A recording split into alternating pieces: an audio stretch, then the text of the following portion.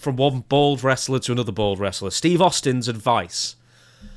So, he recently talked about how WWE, the current programming is very, very different from today, from when he was on top, of course, and how it would make it difficult to use the same techniques to get someone over as he was. Now, he mentioned that putting in the hard work and getting fans invested is one way to go, but he also said the ultimate thing for an entertainer to do was to ensure their audience forgot all about their personal problems when they tuned in to watch someone wrestle. So here's what he said. It's on Dale Earnhardt's podcast, I guess, Junior. Yep. When I got hot, I pushed the envelope, and I was saying words you could still say on television. I wasn't dropping F-bombs. I knew what I could get away with. The deal was I wasn't afraid to push the envelope. I wasn't afraid to go out on a limb. So I did, and I knew I had to. And it was in me, and it was nothing I had to. Hey, this is a crazy idea. When you turn me up to 11, that's me. And like I said, growing up in South Texas, just talking that trash. So to answer your question, I had no restrictor plate on me. It's a way more friendly setting currently, and there's a lot more control on television than when back in my day. Steve Austin also talks about some other stuff, including the Brian Pillman gun thing. But Steve Austin's advice there kind of has no basis in 2025, because we've seen very occasionally people go off script and they almost to a person get punished for it. So how does one get over in this day and age? Because you can't take a chance for the most part. Well, for those, but I think in Steve's case, I think Steve had a inkling that they were going to get behind him. I'm sure he's all of a sudden they just didn't walk up to him at TV one day and they said, "Hey, Vince likes you, so we're going to go with you." Vince had to have some meetings with him before. And, you know, if you're going to push somebody, you want to know that they're with you 100%. And what was he willing to do and how far? And I think Steve went in there and passed the test, and it was said. So, and I think a lot of those ideas that Vince had that most people thought they were strictly Vince's, I think about half of them came from Steve. So because, you know, on these long rides, you got to use these long rides for something. And I think Steve would have some ideas, and he would go back and he would try them out in the car, whoever he was riding with.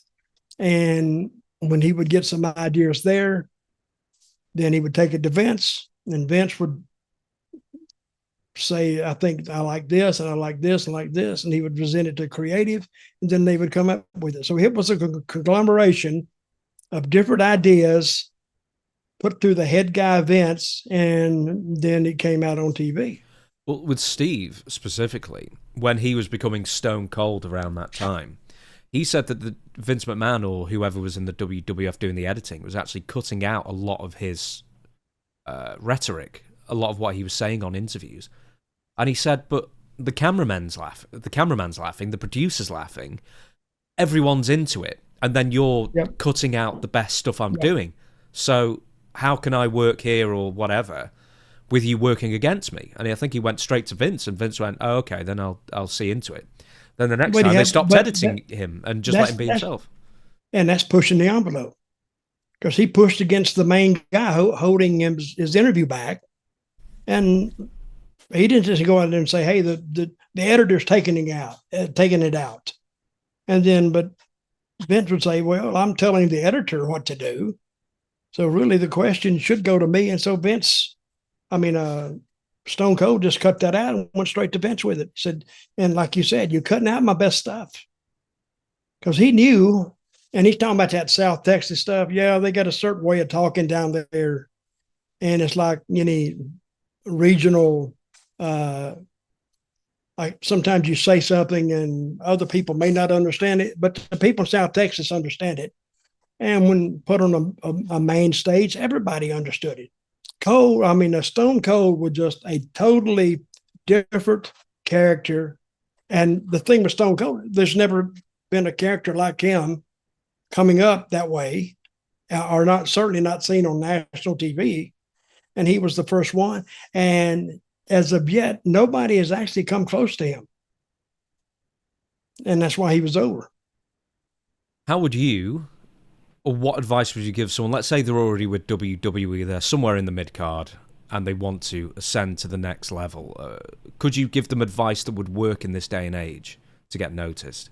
I could give him advice. I don't know if it'd work, but see, it's not just one guy giving advice. He's got to get advice from a lot of places. He's got to get advice from creative mainly. He's got to sell it to creative. See, but just because you have an idea doesn't mean that. And hey, it may work, but yet you got to run it by creative. You got to run it by, or used to run it by Vince. Now he's got to run it by Triple H, and he's got to run it by TKO, and you got to run it by a lot of people, and get all them to sign off on it before they can go with it. Because creative is not going to do anything that Triple H or TKO don't want them to do, because they might be able to do it one time, but it's not up to them to decide. They're not in the decision business. I mean, the creative, they just come up with the idea, then they get the top guys to sign off on it, then they can go.